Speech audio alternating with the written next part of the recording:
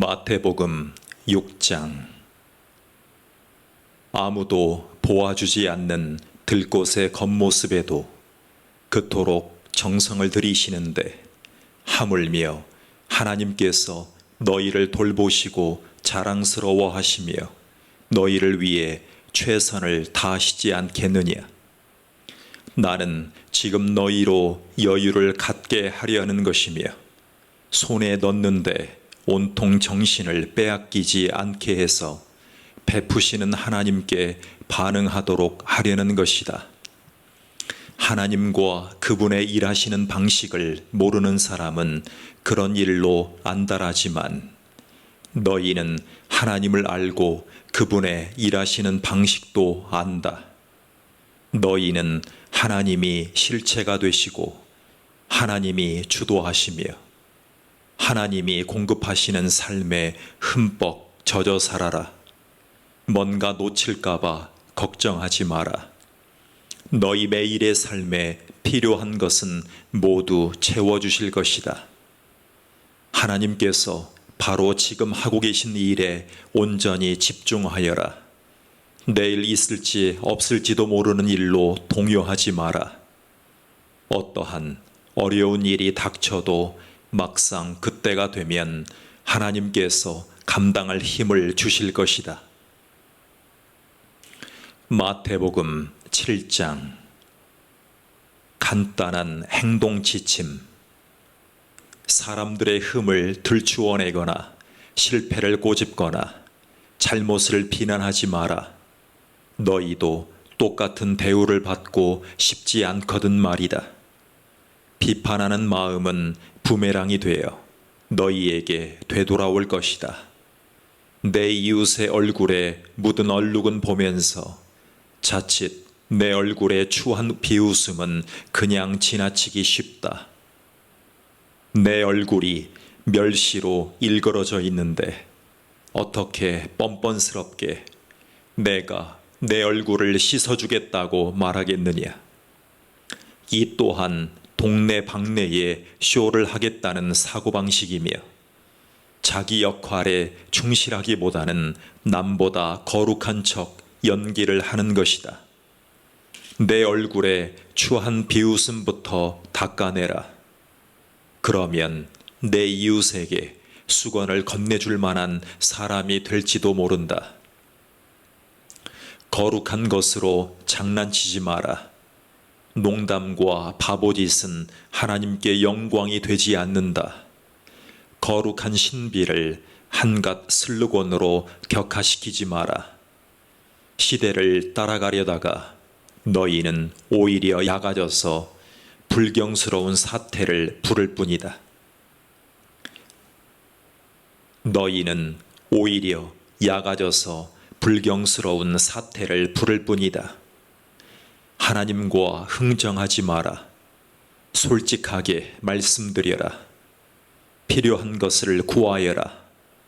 우리는 쫓고 쫓기는 게임이나 숨바꼭질을 하고 있는 것이 아니다. 너희 아이가 빵을 달라고 하는데 톱밥을 주면서 아이를 속이겠느냐. 아이가 생선을 달라고 하는데 살아있는 뱀을 접시에 담아 아이에게 겁을 주겠느냐. 너희가 아무리 악해도 그런 생각은 하지 않을 것이다. 너희도 자기 자식에게는 최소한의 예의를 지킨다.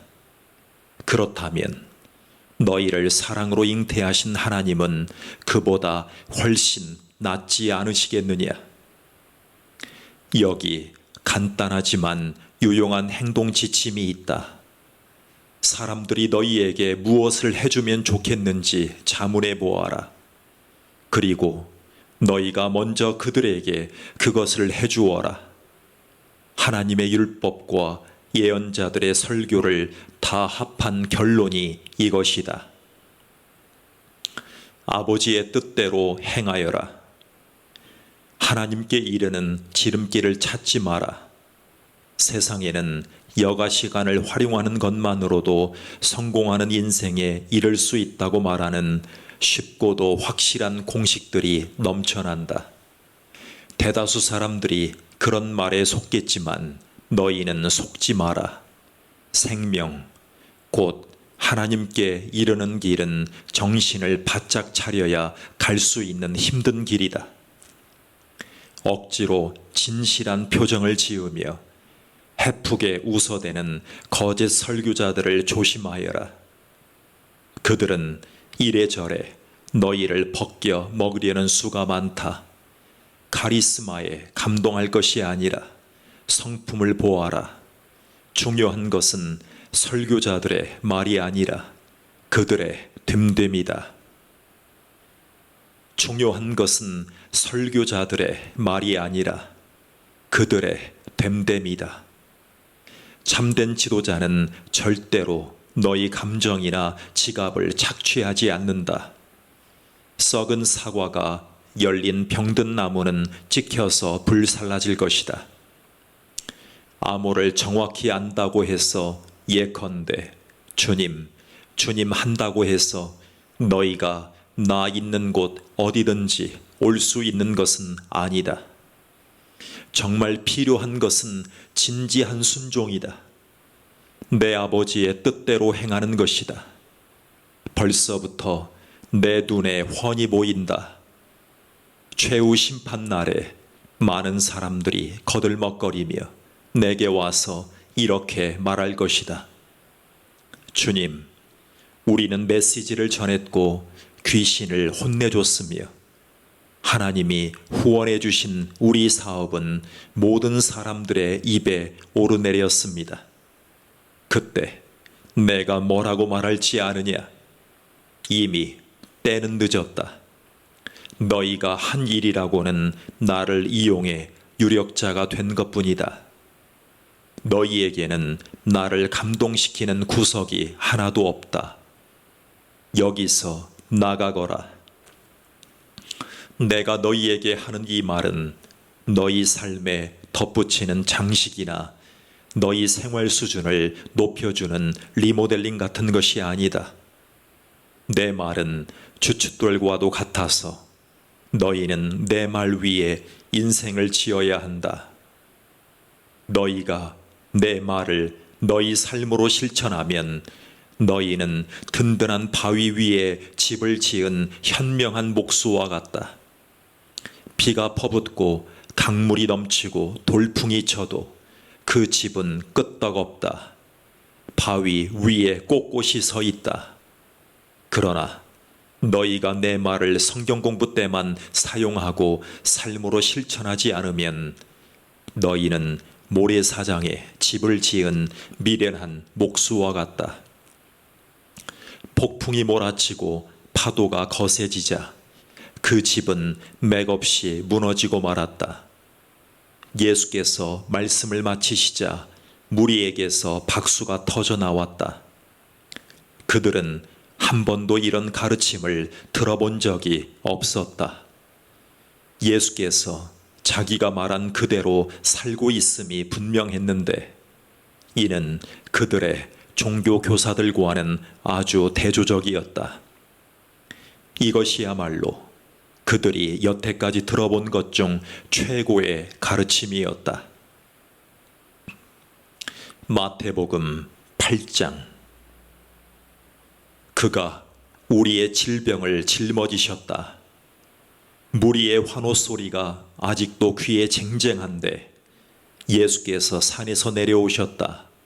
그때 한 나병 환자가 다가와 예수 앞에 무릎을 꿇고 간청했다. 주님, 원하시면 제 몸을 고쳐주실 수 있습니다. 예수께서 손을 내밀어 그에게 대며 말씀하셨다. 내가 원한다. 깨끗하게 되어라. 그러자 그 즉시 나병의 모든 증상이 깨끗이 사라졌다. 예수께서 말씀하셨다. 온 동네에 말하고 다니지 마라. 하나님께 합당한 감사의 표시를 가지고 제사장에게 가서 내 나은 몸을 조용히 보여라. 내 말이 아니라 깨끗해져서 감사하는 내 삶이 내가 한 일을 증거할 것이다. 예수께서 가버나움 마을에 들어가시자 로마군 지휘관 하나가 당황한 표정으로 다가와 말했다. 주님, 저의 종이 병들었습니다. 걷지도 못하고 고통이 심합니다. 예수께서 말씀하셨다. 내가 가서 고쳐주겠다. 그러자 지휘관은 이렇게 말했다. 아닙니다. 그렇게 수고하실 것 없습니다. 그저 명령만 내리시면 저의 종이 낫겠습니다. 저도 명령을 받기도 하고 내리기도 하는 사람입니다. 제가 한 병사에게 가라고 하면 가고 다른 병사에게 오라고 하면 옵니다. 그리고 저의 종에게 이것을 하라고 하면 합니다. 예수께서 크게 놀라시며 말씀하셨다. 하나님을 알고 그분이 일하시는 방식을 훤히 알아야 마땅한 이스라엘 백성 중에서도 이렇게 단순한 믿음은 아직 보지 못했다. 이 사람은 머지않아 사방에서 모여들 많은 이방인들의 선봉이다. 그들은 동쪽에서 흘러들고 서쪽에서 쏟아져 들어와 아브라함, 이삭, 야곱과 함께 하나님 나라의 잔치상에 앉을 것이다. 믿음 안에서 자랐으나 믿음이 없는 사람들은 무시당하고 은혜에서 소외된 자들이 되어 이게 어찌 된 일인지 의아해 할 것이다. 예수께서 지휘관을 보시며 말씀하셨다. 가거라. 내가 믿은 그대로 되었다. 그 순간에 그의 종이 나았다. 일행은 베드로의 집 앞에 와 있었다. 예수께서 그 집에 들어가시니 베드로의 장모가 몸져 누웠는데 열이 불덩이 같았다. 예수께서 그녀의 손을 만지자 열이 떨어졌다. 그녀는 곧 기운을 차리고 일어나 그분을 위해 저녁을 준비했다. 그날 저녁 사람들이 귀신 들려 괴로워하는 많은 사람들을 예수께 데려왔다. 예수께서는 마음에 고통당하는 사람들을 구해주셨고 몸이 아픈 사람들을 고쳐주셨다. 예수께서 이사야의 유명한 설교를 성취하신 것이다. 그가 우리의 아픔을 당하셨고 우리의 질병을 짊어지셨다. 내 본분은 삶이지 죽음이 아니다. 예수께서 호기심에 찬 무리가 점점 늘어나는 것을 보시고 제자들에게 그곳을 벗어나 호수 건너편으로 가자고 말씀하셨다. 그들이 떠나려는데 한 종교학자가 자기도 함께 가도 되는지 물었다. 그는 어디든지 주님과 함께 가겠습니다 하고 말했다. 예수께서 잘라 말씀하셨다. 고생할 각오가 되어 있느냐?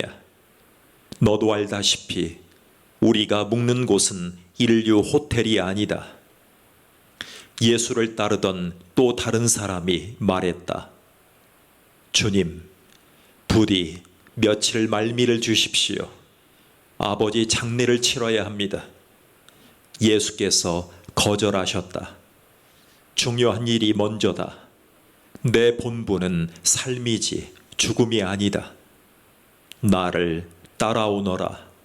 생명을 쫓아라. 그러고 나서 예수께서 배에 오르셨고 제자들도 그분과 함께 있었다. 그러던 중에 풍랑이 무섭게 몰아쳤다. 파도가 배 안으로 들이치는데 예수께서는 곤히 주무시고 계셨다. 제자들이 다급하게 그분을 깨웠다. 주님, 우리를 구해 주십시오. 이러다가 빠져 죽겠습니다. 예수께서 그들을 꾸짖으셨다. 어째서 너희는 이토록 용기 없는 겁쟁이란 말이냐?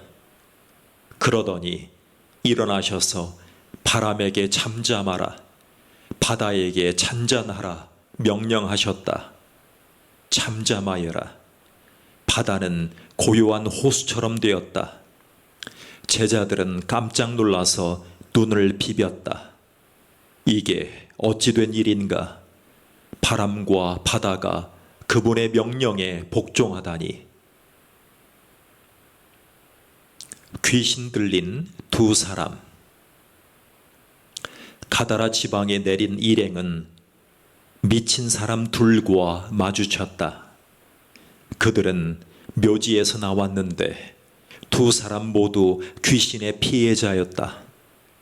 그들이 너무 오랫동안 그 지역을 공포에 몰아넣었던 터라 그 길로 다니는 것을 모두가 위험하게 생각했다. 그들이 예수를 보더니 소리 질렀다. 무슨 일로 우리를 힘들게 합니까? 당신은 하나님의 아들입니다. 당신은 아직 여기에 올 때가 아닙니다. 저만치 멀리서 돼지떼가 땅을 파헤치며 먹을 것을 찾고 있었다. 악한 귀신들이 예수께 예걸했다. 우리를 이 사람들한테서 내쫓으시려거든 돼지들 속에 들어가 살게 해주십시오. 예수께서 말씀하셨다. 좋다. 여기서 나가거라. 그러자 돼지들이 미쳐서 우르르 벼랑으로 몰려가더니 바다에 빠져 죽었다. 돼지를 치던 사람들이 혼비백산하여 달아났다. 그들은 미친 사람들과 돼지떼에게 벌어진 이 일을 마을 사람 모두에게 말했다. 그 이야기를 들은 사람들은 돼지떼가 익사한 것에 화가 났다.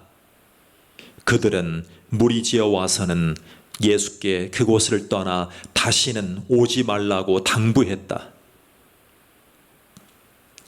마태복음 9장. 의사가 필요한 사람이 누구냐? 예수와 제자들은 다시 배를 타고 바다를 건너 예수의 고향으로 갔다. 그들이 배에서 내리기가 무섭게 사람들이 중풍병자 한 사람을 들것에 실어 데려와서 그들 앞에 내려놓았다. 그들의 담대한 믿음에 감동하신 예수께서 중풍병자에게 말씀하셨다. 기운을 내어라. 아들아, 내가 내 죄를 용서한다. 그러자 몇몇 종교학자들이 수군거렸다. 아니, 저것은 신성모독이다. 예수께서 그들의 생각을 아시고 말씀하셨다. 왜 이리 수군수군 말이 많으냐? 내가 내 죄를 용서한다고 말하는 것과 일어나 걸어가라고 말하는 것 중에 어느 것이 더 쉽겠느냐? 내가 인자인 것과 내가 어느 쪽이든 행할 권한이 있다는 것을 분명히 보여주겠다. 이 말을 하시고 예수께서 중풍병자에게 말씀하셨다. 일어나거라. 내 자리를 들고 집으로 가거라. 그 사람은 그대로 했다. 무리는 두려움에 사로잡혔고 하나님이 예수께 권한을 주셔서 자기들 가운데서 그렇게 일하신 것을 기뻐했다. 예수께서 지나시던 길에 한 사람이 세금을 걷는 일에 여념이 없는 것을 보셨다. 그의 이름은 마태였다. 예수께서 말씀하셨다. 나와 함께 가자. 마태는 일어나 그분을 따라갔다. 나중에 예수께서 자신을 가까이 따르는 이들과 함께 마태의 집에서 저녁을 드실 때에 평판이 좋지 않은 인물들이 많이 와서 한데 어울렸다.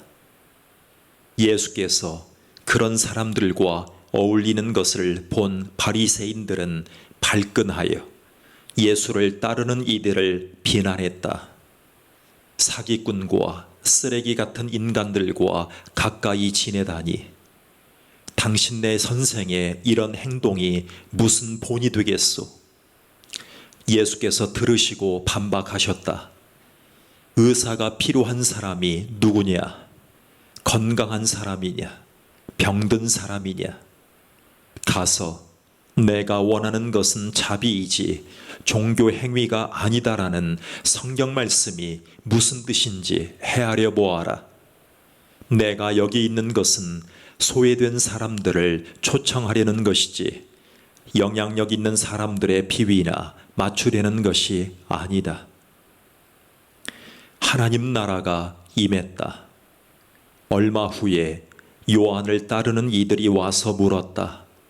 우리와 바리새인들은 금식으로 몸과 영혼을 엄격히 훈련하는데 선생님을 따르는 이들은 왜 그렇게 하지 않습니까? 예수께서 그들에게 말씀하셨다. 즐거운 결혼식 중에는 빵과 포도주를 아끼지 않고 실컷 먹는다. 나중에 허리띠를 졸라맬 일이 있을지 모르지만 지금은 아니다. 정겨운 축하의 모닥불에 찬물을 끼얹는 사람은 없다. 하나님 나라가 임한다는 것은 바로 이런 것이다. 예수께서 계속해서 말씀하셨다. 멀쩡한 스카프를 잘라서 낡은 작업복에 대고 깁는 사람은 없다. 서로 어울리는 천을 찾게 마련이다. 그리고 금이 간 병에는 포도주를 담지 않는 법이다. 손가락 하나만 되어도 예수께서 이 말씀을 마치시자 한 지방 관리가 나와서 정중히 절하며 말했다. 제 딸이 방금 죽었습니다. 오셔서 손을 대주시면 그 아이가 살겠습니다. 예수께서 일어나 그와 함께 가시자 제자들이 뒤를 따랐다. 바로 그때에 12년 동안 혈루증을 앓아온 한 여자가 뒤에서 슬그머니 다가와 예수의 옷을 살짝 만졌다. 이분의 옷에 손가락 하나만 대어도 내가 낫겠다고 생각한 것이다. 예수께서 돌아서서 여자를 보셨다. 그리고 이렇게 다독여 주셨다. 안심하여라. 딸아, 너는 믿음의 모험을 했고 이제 병이 나았다. 그때부터 여자의 몸이 다 나았다. 어느새 그들은 지방관리의 집에 도착해 이야기거리를 찾는 입방아꾼들과 음식을 나르는 이웃들 사이를 해치고 지나갔다. 예수께서 불쑥 말씀하셨다. 모두 비켜라. 이 소녀는 죽지 않았다. 자고 있다. 그들은 저가 알지도 못하면서 저런 말을 한다고 했다. 예수께서 무리를 내보내시고 안에 들어가셔서 소녀의 손을 잡고 일으켜 세우셨다. 소녀를 살리신 것이다. 곧 소문이 그 지방에 두루 퍼졌다. 믿음대로 되어라. 예수께서 그 집을 떠나시자 눈먼 사람 둘이 따라오며 소리를 질렀다. 다윗의 자손이여, 불쌍히 여겨주십시오. 우리를 불쌍히 여겨주십시오. 예수께서 집에 들어가시자 눈먼 그들도 따라 들어갔다. 예수께서 그들에게 말씀하셨다. 너희는 정말 내가 이 일을 할 수 있다고 믿느냐? 그들이 말했다. 그렇습니다. 주님. 예수께서 그들의 눈을 만지시며 말씀하셨다. 너희 믿음대로 되어라. 그러자 그 말씀대로 그들이 앞을 보게 되었다. 예수께서 엄하게 주의를 주셨다. 이 일이 어떻게 일어났는지 아무에게도 알리지 마라. 그러나 그들은 문을 나서기가 무섭게 만나는 사람마다 그 일에 대해 떠들어대기 시작했다. 눈먼 사람들이 나가자마자 사람들이 악한 귀신이 들려 말 못하는 사람을 예수께 데려왔다. 예수께서 괴롭히는 악한 귀신을 쫓아내시자 그 사람은 마치 평생 말을 해온 사람처럼 즉시 말문이 술술 트였다. 사람들이 일어나서 박수갈채를 보냈다. 여태까지 이스라엘에 이런 일은 없었다. 바리새인들은 흥분에 중얼거렸다. 속임수다. 속임수에 불과하다.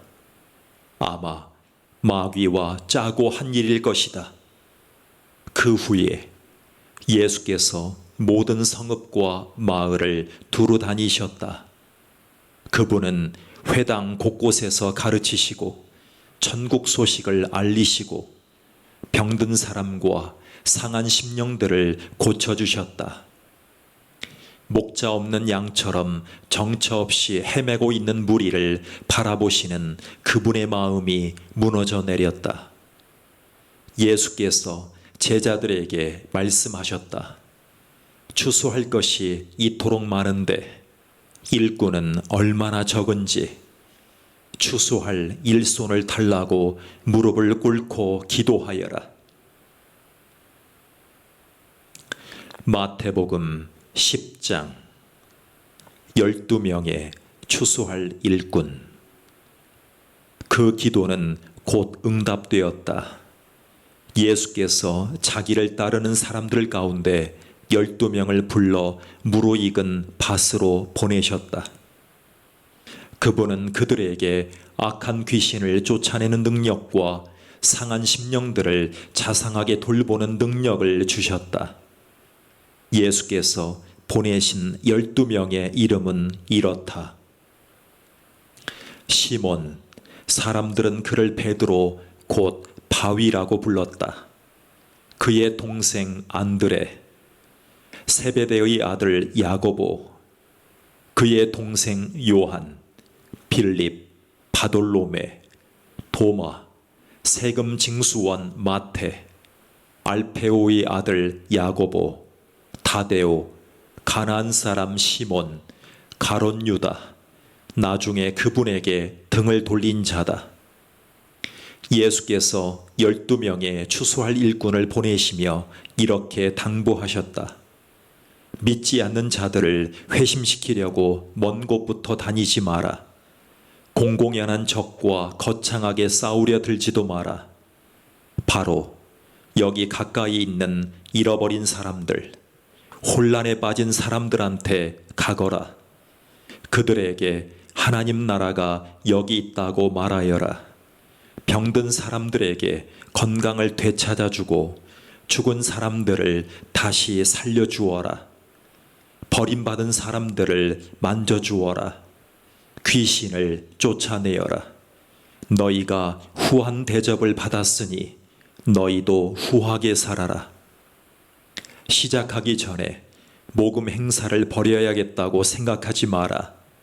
너희에게는 많은 준비가 필요 없다. 너희 자신을 준비하여라. 하루 세 끼 먹을 것만 있어도 너희는 이 일을 계속할 수 있다. 짐을 가볍게 하고 다녀라. 어떤 성읍이나 마을에 들어가거든 굳이 고급 여관에 묵지 마라. 수수한 사람들이 사는 적당한 곳을 찾아가 떠날 때까지 그곳으로 만족하여라. 문을 두드릴 때는 정중히 인사하여라. 그들이 너희를 맞아들이거든 예의 바르게 이야기를 나누어라. 너희를 맞아들이지 않거든 조용히 떠나라. 소란 피울 것 없다. 무시해버리고 너희의 길을 가면 된다. 심판날에 그들은 틀림없이 크게 후회하겠지만 그것은 지금 너희가 신경 쓸 일이 아니다. 늘 정신을 바짝 차려라. 내가 너희에게 맡기는 일은 위험한 일이다. 너희는 이리떼 속을 달려가는 양과 같으니 너희에게 시선이 쏠리지 않게 하여라. 뱀처럼 영리하고 비둘기처럼 순수하여라. 세상을 몰라서는 안 된다.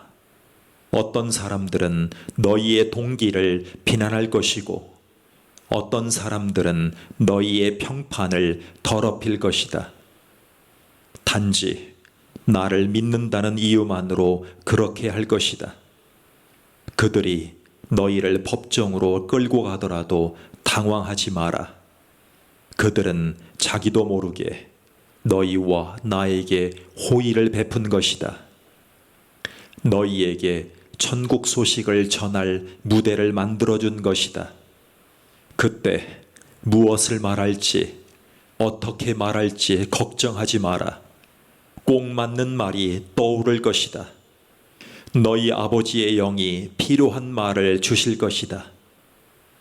너희가 전하려는 분이 자기들 기분이나 맞춰주는 어떤 우상이 아니라 살아계신 하나님임을 알게 된다면 사람들은 너희를 대적할 것이다. 심지어 너희 가족들도 그럴 것이다. 큰 사랑을 선포했는데 그처럼 큰 비움을 맛보게 되니 얼마나 어처구니 없는 일이냐. 그러나 포기하지 마라. 굴복하지 마라. 마지막에 가면 그 가치를 알게 될 것이다. 이런 일이 벌어질 때 너희가 구할 것은 성공이 아니라 생존이다. 살아남는 자가 되어라. 더 이상 어쩔 수 없는 상황에 이르기 전에 인자가 올 것이다. 학생이 선생보다 더 나은 책상을 쓸 수 없다. 사원이 사장보다 돈을 더 벌지 못한다. 너희는 내 학생이요 내 추수할 일꾼이니 나와 똑같은 대접을 받거든 만족하여라. 아예 기뻐하여라. 그들이 주인인 나를 똥 묻은 화상이라고 부르는데 일꾼들이야 더 무엇을 바라겠느냐. 겁먹지 마라. 언젠가는 모든 것이 밝혀져 모든 사람이 일의 진실을 알게 될 것이다. 그러니 드러내놓고 진리를 말하기를 주저하지 마라. 괴롭히는 자들이 허세를 부리며 위협한다고 해서 침묵해서는 안 된다. 그들이 너희 존재의 중심인 너희 영혼에 할 수 있는 일이란 아무것도 없다. 너희는 너희 삶 전체, 몸과 영혼 전체를 그 손에 붙잡고 계시는 하나님만 두려워하면 된다. 내 편에 서라. 예완용 카나리아의 값이 얼마더냐? 푼돈이 아니냐? 그러나 하나님은 그 새에게 일어나는 일을 너희가 신경 쓰는 것보다 더 신경 쓰인다. 그분께서 너희에게는 더 정성을 쏟으신다. 세세한 것까지 일일이 돌보시며 심지어 너희의 머리카락까지 다 세신다. 그러니 괴롭히는 자들의 이런저런 말에 겁먹지 마라.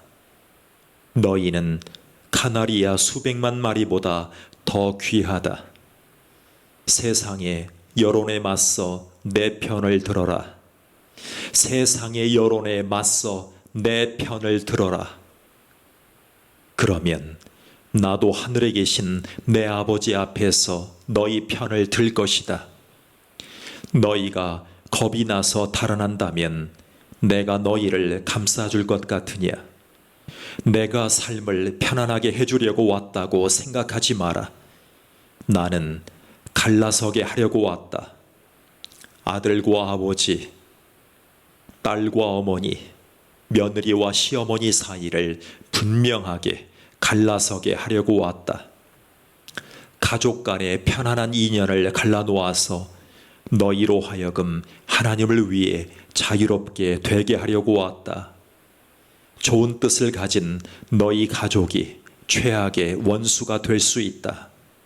나보다 자기 아버지나 어머니를 더 좋아하는 사람은 내게 합당하지 않다.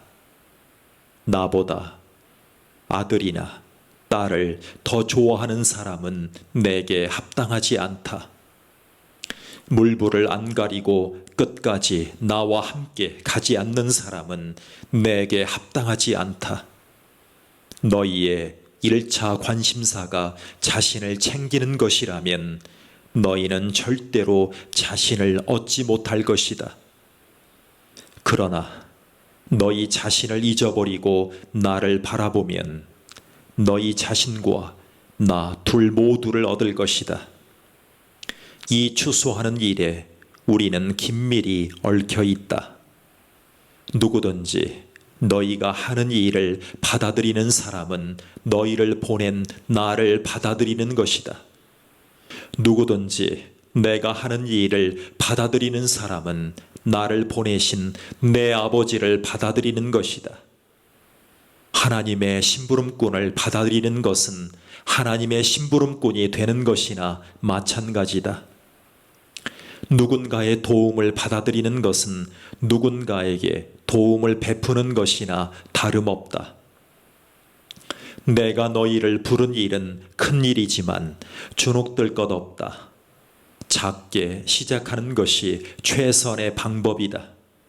이를테면 목마른 사람에게 냉수 한 잔을 주어라. 베풀거나 받는 지극히 작은 일로 너희는 참된 제자가 된다. 너희는 단 하나도 잃지 않을 것이다. 마태복음 11장.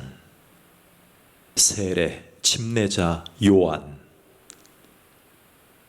예수께서 12 제자에게 이렇게 당부하시고 나서 계속해서 여러 동네에서 가르치고 전도하셨다.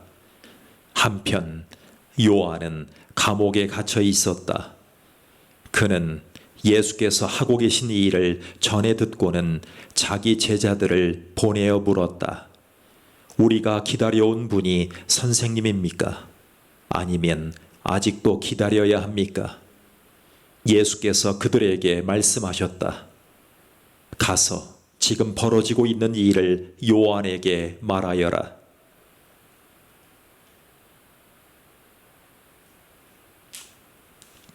눈먼 사람이 보고 저는 사람이 걷고 나병 환자가 깨끗해지고 귀먹은 사람이 듣고 죽은 사람이 살아나며 이 땅에 불쌍한 사람들이 하나님께서 자기들 편임을 깨닫는다. 이것이 너희가 기대